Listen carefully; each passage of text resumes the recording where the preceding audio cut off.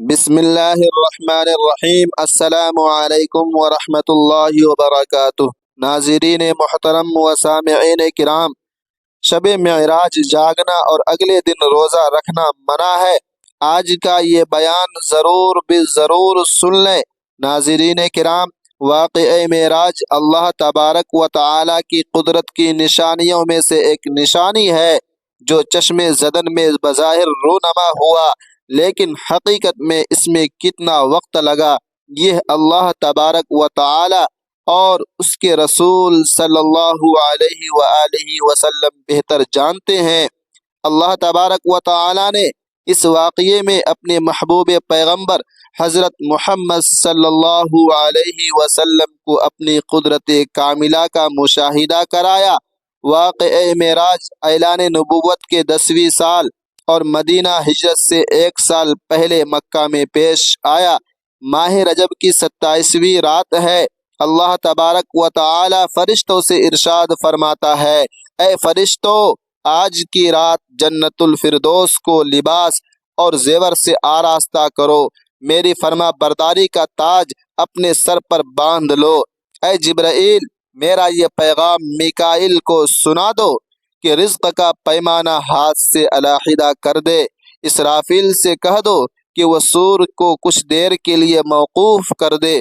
عزرائیل سے کہہ دو کہ کچھ دیر کے لیے روحوں کو قبض کرنے سے ہاتھ اٹھا لے۔ رضوان سے کہہ دو کہ وہ جنت الفردوس کی درجہ بندی کرے۔ مالک سے کہہ دو کہ دوزخ کو تالا لگا دے۔ کند بری کی روحوں سے کہہ دو کہ وہ آراستہ اور پیراستہ ہو جائے اور جنت کے محلوں کی چھتوں پر سب بستہ کھڑے ہو جائیں، اور جنت کے جو محل ہیں ان کی چھتوں پر اس طرح سے کھڑے ہوں جیسا کہ یوں معلوم ہو، پتہ لگے جیسے سربستہ کھڑے ہیں۔ مشرق سے مغرب تک جس قدر قبریں ہیں ان سب سے عذاب ختم کر دیا جائے۔ آج کی رات شب معراج ہے۔ میرے محبوب حضرت محمد صلی اللہ علیہ وآلہ وسلم کے استقبال کے لیے تیار ہو جاؤ، سب بستہ کھڑے ہو جاؤ۔ چشم زدن میں عالم بالا نقشہ بدل جاتا ہے۔ حکم ربی ہوا، اے جبرائیل، اپنے ساتھ 70,000 فرشتے لے جاؤ۔ حکم الہی سن کر جبرائیل امین علیہ السلام سواری لینے جنت میں جاتے ہیں، اور آپ نے ایسی سواری کا انتخاب کیا جو آج تک کسی شہنشاہ کو بھی میسر نہ ہوئی ہوگی۔ میسر ہونا تو دور کی بات ہے، دیکھی تک نہ ہوگی، اور دیکھنا تو دور کی بات ہے، سوچی تک نہ ہوگی۔ اس سواری کا نام براق ہے۔ تفسیر روح البیان میں ہے کہ نبی کریم صلی اللہ علیہ وآلہ وسلم سے پہلے براق پر کوئی سوار نہیں ہوا۔ ماہ رجب کی 27ویں شب کس قدر پرکیف رات ہے، مطلع بالکل صاف ہے، فضاؤں میں عجیب سی کیفیت طاری ہے۔ رات آہستہ آہستہ کیف و نشاد کی مستی میں مست ہوتی جا رہی ہے۔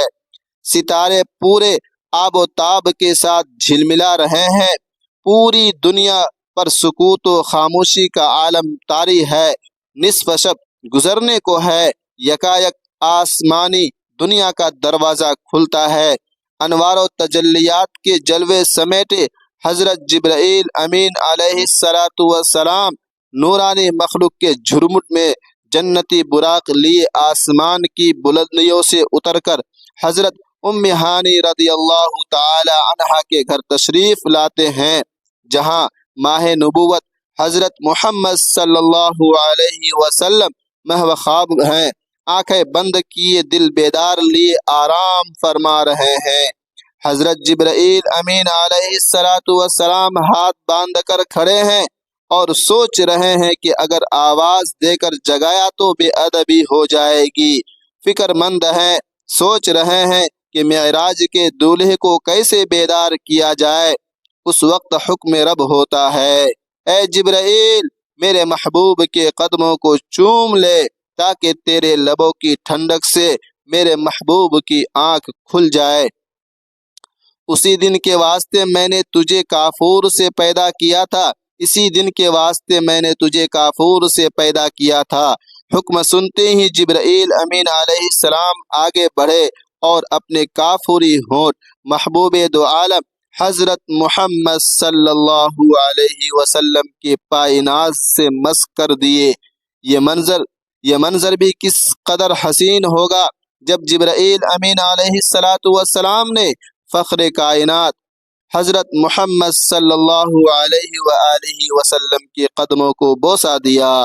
حضرت جبرائیل امین علیہ السلام کے ہونٹوں کی ٹھنڈک پا کر حضور نبی کریم صلی اللہ علیہ وسلم بیدار ہوتے ہیں اور دریافت کرتے ہیں، اے جبرائیل کیسے آنا ہوا؟ عرض کرتے ہیں، یا رسول اللہ صلی اللہ علیہ وآلہ وسلم، خدائے بزرگ و برتر کی طرف سے بلاوے کا پروانہ لے کر حاضر ہوا ہوں۔ یا رسول اللہ صلی اللہ علیہ وسلم، اللہ تبارک و تعالی آپ کی ملاقات کا مشتاق ہے۔ حضور نبی کریم صلی اللہ علیہ وسلم تشریف لے چلیے۔ زمین سے لے کر آسمانوں تک ساری گزرگاہوں پر مشتاق دید کا ہجوم ہاتھ باندھے کھڑا ہے۔ ناظرین محترم، معراج نبوت میں یہ بات درج ہے، چنانچہ آپ نے سفر کی تیاری شروع کی۔ اس مقام پر یہ بات ذہن نشی رہے کہ یہ سفر محض ایک سیر نہ تھی بلکہ انسانیت کے وقار کی معراج تھی۔ جب آپ صلی اللہ علیہ وسلم نے براق پر قدم رکھا تو وہ فرط جذبات سے جھومنے لگا۔ جبرائیل امین علیہ السلام نے عرض کیا، اے براق ٹھہر جا، تجھ پر وہ ہستی سوار ہو رہی ہے جو تمام جہانوں کے لیے رحمت ہے۔ یہ وہ لمحہ تھا جب کائنات کے ذرے ذرے نے اپنے خالق کی تسبیح بیان کی اور فضائیں درود و سلام کے صداؤں سے گونج اٹھی۔ محترم ناظرین، آپ صلی اللہ علیہ وسلم کا یہ سفر زمینی فاصلوں سے ماورا ہو کر افق کی گہرائیوں میں اتر گیا، جہاں وقت تھم گیا اور مکان سمٹ گیا۔ اس موقع پر حضرت جبرائیل امین علیہ السلام نے آپ کا سینے مبارک چاک کرنے کے بعد دل نکالا، پھر سونے کا ایک تشت لایا گیا جو ایمان و حکمت سے لبریز تھا، بھرا ہوا تھا۔ اس کے بعد حضور صلی اللہ علیہ وآلہ وسلم کے دل کو دھویا گیا، پھر وہ ایمان و حکمت سے لبریز ہو گیا۔ اس قلب کو سینہ اقدس میں اس کی جگہ پر رکھ دیا گیا۔ بخاری شریف کی جلد نمبر 1 اول میں صفحہ نمبر 568 پر یہ بات درج ہے۔ مسلم شریف کی بات کی جائے تو جلد اول صفحہ نمبر 92 پر یہ بات ہے کہ حضرت جبرائیل علیہ السلام نے سینہ چاک کرنے کے بعد قلب مبارک کو زمزم کے پانی سے دھویا اور سینہ مبارک میں رکھ کر سینہ بند کر دیا۔ حضرت جبرائیل امین علیہ السلام فرماتے ہیں کہ قلب ہر قسم کی کجی سے پاک اور بے عیب ہے، اور اس میں 2 آنکھیں ہیں جو دیکھتی ہیں اور 2 کان ہیں جو سنتے ہیں۔ یہ فتح الباری کی روایت ہے، جلد نمبر 3 صفحہ نمبر 610۔ بعد ازاں آپ کی سواری کے لیے ایک بہشتی جانور لایا گیا اور مسجد اقصی کی جانب روانہ ہوئے، چل دیے۔ اس راستے میں آپ کو عجائبات دکھلائے گئے۔ مختلف اقوام اور مختلف لوگ اپنے گناہوں کی وجہ سے مختلف سزاؤں میں مبتلا تھے۔ محترم ناظرین و سامعین کرام، مسجد اقصی پہنچ کر رسول اللہ صلی اللہ علیہ وآلہ وسلم نے انبیاء کی امامت فرمائی۔ اس کے بعد ملائکہ کی معیت میں آسمانوں کی جانب روانہ ہوئے اور آسمانوں میں آپ صلی اللہ علیہ وسلم نے مختلف انبیاء کرام، حضرت آدم، حضرت یحییٰ، حضرت عیسیٰ، حضرت یوسف، حضرت ادریس، حضرت ہارون، حضرت موسیٰ، حضرت ابراہیم علیہ السلام سے ملاقات فرمائی۔ بعد ازاں آپ صلی اللہ علیہ وسلم کو سدرۃ المنتہا کی طرف بلند کیا گیا۔ اس مقام پر آپ صلی اللہ علیہ وسلم نے جبرائیل امین کو اصلی صورت میں دیکھا، نیز اللہ جل شانہ کی تجلیات و انوارات کا مشاہدہ کیا۔ یہاں سے مقام شریف الاقلام اور پھر مقام شریف الاقلام سے بارگاہ اقدس پہنچے۔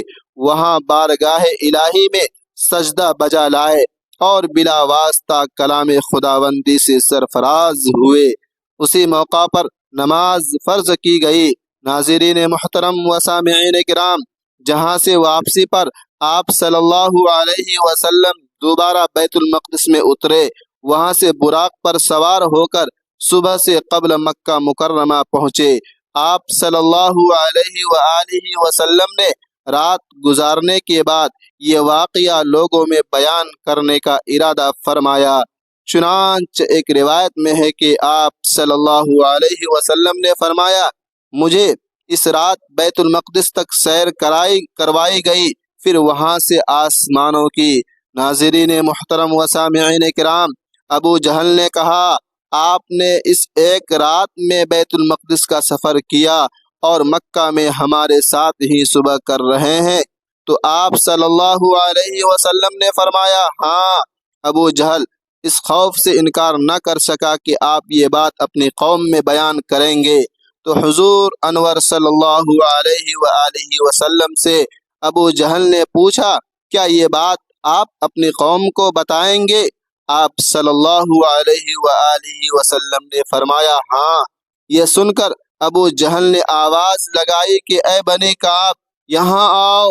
سب لوگ جمع ہوئے، نبی کریم صلی اللہ علیہ وآلہ وسلم اور ابو جہل کے پاس بیٹھ گئے۔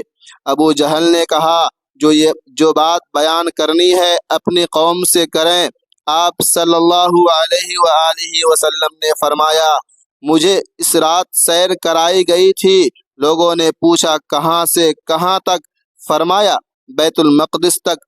پھر لوگوں نے پوچھا کہ آپ نے یہاں آ کر صبح کی ہے؟ فرمایا، ہاں۔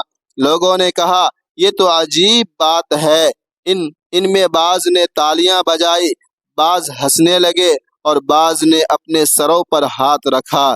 اس معاملے کو محال اور تعجب کی نگاہ سے دیکھا گیا۔ اس کی وجہ سے بعض ایمان والے مرتد ہو گئے، پھر گئے، ایمان سے ہٹ گئے، جبکہ بعضوں نے تصدیق کی۔ ناظرین محترم و سامعین کرام، شب معراج کی رات جاگنا اور اگلے دن روزہ رکھنا منع ہے۔ ناظرین کرام، رجب کا مہینہ حرمت والے مہینوں میں سے ہے۔ ان مہینوں میں عبادت کا ثواب زیادہ ہے۔ البتہ رجب کے مہینے میں تخصیص کے ساتھ خصوصاً کسی دن روزہ رکھنا یا کوئی مخصوص قسم کی تسبیحات صحیح احادیث سے ثابت نہیں ہے۔ لہٰذا 27ویں رجب کو تخصیص کے ساتھ روزہ رکھنے اور اس رات شب بیداری رہ کر مخصوص عبادت کرنے، مثلا صلاۃ الرغائب یا دیگر مخصوص تسبیحات وغیرہ کا التزام درست نہیں ہے، اور اس کی جو فضیلت عوام میں مشہور ہے کہ اس روزے کا ثواب 1000 روزے کے برابر ہے، یہ ثابت نہیں ہے۔ اس لیے اس دن کے روزے کو زیادہ ثواب کا باعث یا اس دن کے روزے کے متعلق سنت ہونے کا اعتقاد صحیح نہیں ہے۔ محترم ناظرین و سامعین کرام، علماء کرام نے اپنی تصانیف میں اس کی بہت زیادہ تردید کی ہے۔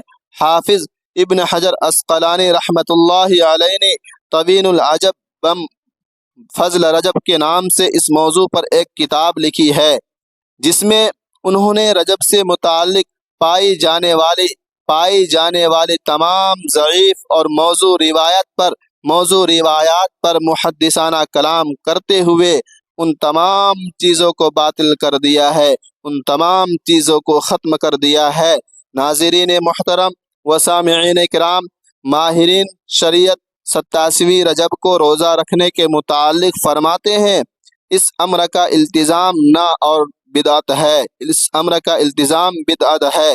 مفتیان کرام فرماتے ہیں کہ 27ویں رجب کے روزے کو جو عوام 1000 روزہ کہتے ہیں اور 1000 روزوں کے برابر اس کا ثواب سمجھتے ہیں، اس کی کچھ اصل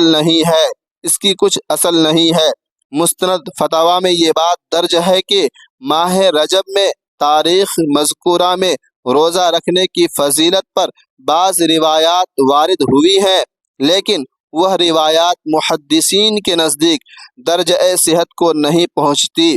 محترم ناظرین کرام و سامعین حضرات، یہاں یہ بات سمجھنا ضروری ہے کہ دین کی بنیاد جذبات پر نہیں بلکہ مستند شرعی دلائل پر ہے۔ محبت رسول صلی اللہ علیہ وآلہ وسلم کا تقاضا یہ ہے کہ ہم اسی طریقے پر عمل کریں جو آپ صلی اللہ علیہ وآلہ وسلم نے اور آپ کے صحابہ کرام نے ہمیں سکھایا۔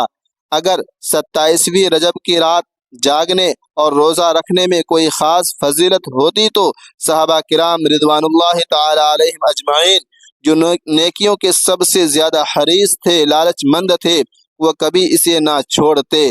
آج کل سوشل میڈیا کے دور میں من گھڑت روایات کو بہت تیزی سے پھیلایا جاتا ہے، جس سے عام مسلمان یہ سمجھ بیٹھتا ہے کہ شاید یہی اصل دین ہے۔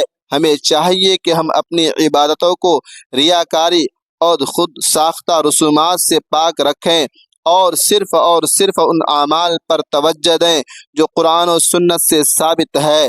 یاد رکھیں کہ اللہ تبارک و تعالی کے ہاں وہی عمل قبول ہوتا ہے جو خالص نیت کے ساتھ سنت کے مطابق کیا جائے۔ فضائل اعمال کے نام پر بدعات کو فروغ دینا ایمان کے لیے خطرناک ثابت ہو سکتا ہے۔ ناظرین محترم و سامعین کرام، اس لیے اپنی نمازوں کی فکر کریں، اپنے اخلاق کو سنواریں اور سنت نبوی صلی اللہ علیہ وآلہ وسلم کو اپنی زندگی کا اوڑھنا بچھونا بنائیں تاکہ ہم بروز قیامت اللہ اور اس کے رسول صلی اللہ علیہ وسلم کے سامنے سرخرو ہو سکیں۔ ناظرین محترم، اصل بندگی یہ نہیں کہ ہم اپنی مرضی کی تاریخیں مقرر کریں، بلکہ اصل عبادت یہ ہے کہ ہم ہر لمحہ اللہ کی یاد میں گزاریں اور ان سنتوں کو زندہ کریں جن کا ذکر احادیث صحیحہ میں موجود ہے۔ ناظرین محترم و سامعین کرام، معراج کا اصل سبق نماز کی پابندی اور رب کی عظمت کا احساس ہے، نہ کہ صرف ایک رات کا جشن۔ ہمیں چاہیے کہ ہم اپنی زندگیوں کا محاسبہ کریں اور ہر اس کام سے بچیں جس کی بنیاد دلیل پر نہیں بلکہ سنی سنائی باتوں پر ہے۔ اللہ تبارک و تعالی ہمیں حق سمجھنے اور اس پر ثابت قدم رہنے کی توفیق عطا فرمائے، آمین۔ ناظرین، کمنٹ باکس میں اللہ تبارک و تعالی کے 99 ناموں میں سے ایک نام ضرور ٹائپ کریں۔ ویڈیو اچھی لگی ہو تو ویڈیو کو لائک کریں، شیئر کریں، چینل کو سبسکرائب کریں۔ اگلے ویڈیو تک کے لیے اجازت دیجیے، خدا حافظ۔ اور اس ویڈیو کو اپنے دوستوں، اپنے فرینڈوں کے ساتھ صدقے جاریہ کی نیت سے ضرور شیئر کریں تاکہ آپ کو بھی ثواب ملے گا۔ اللہ تبارک و تعالی تمام امت مسلمہ کو اپنے حفظ و امان میں رکھے، آمین ثم آمین آمین۔